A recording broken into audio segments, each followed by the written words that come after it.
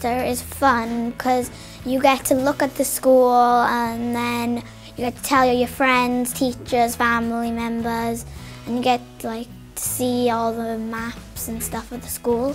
Rydyn ni wedi bod yn edrych rownd yr ysgol I gweld beth sydd wedi newydd tro diwetha.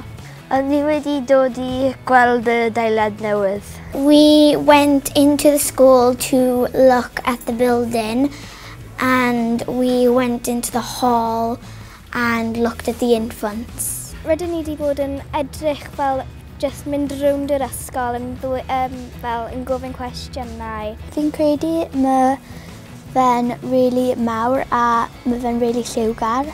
I think of all the things we saw today are really good and I'm excited for the new school. Maen nhw wedi rhoi'r gres, maen nhw wedi peintio a maen nhw wedi gwneud y maes parcio. Mae popeth yn newydd sbon a mae'n edrych yn cool. I'm looking forward to moving in because obviously it is exciting, new facilities and requirements, and hopefully it should be good. Rydw i'n mynd I dweud wrth bawb bod yr ysgol yn dod mlaen yn rili dda a dylen nhw fod yn gyffrous. I'm really looking forward to playing on the football pitch.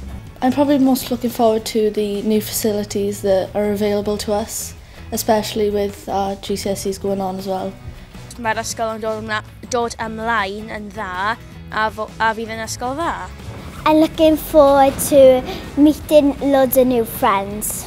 I'm going to tell all the other pupils what a fun day I've had today. A mae fe'n ysgol rili dda.